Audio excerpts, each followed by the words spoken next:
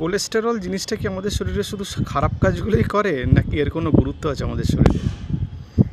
আমাদের যে কোষগুলো আছে তার বাইরের যে মেমব্রেন পর্দা, সেটা তো কোলেস্টেরল তৈরি করে।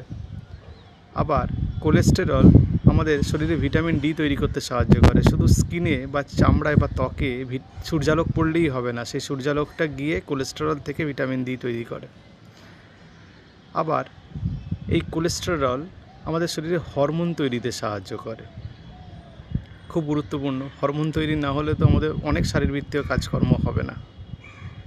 আবার এই কোলেস্টেরলটা আমাদের পিত্ত তৈরিতে সাহায্য করে।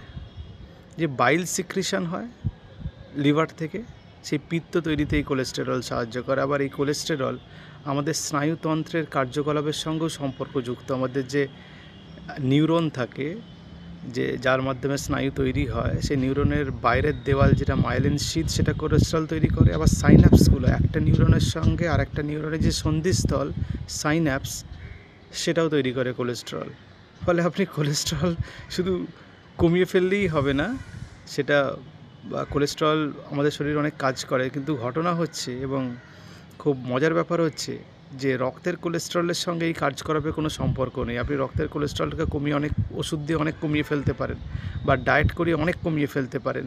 তাতে এই যে 5টা জিনিস বললাম, সেখানে কার্যকলাপে কোনো অসুবিধা হবে না। যে কোষের পর্দা গঠন করা, ভিটামিন ডি তৈরি করা, বাইল অ্যাসিড তৈরি করা, হরমোন তৈরি করা, বা নার্ভের বা স্নায়ুতন্ত্রের কার্যকলাপ রক্ষা করা, সেটা কোনো অসুবিধা হবে না। সেই জন্য কোলেস্টেরল কম রাখা দরকার অন্য কারণে। আপনার হার্ট, আপনার কিডনি, আপনার ব্রেন, আপনার চোখ এবং আপনার নার্ভ, এগুলোকে বাঁচানোর জন্য। নমস্কার।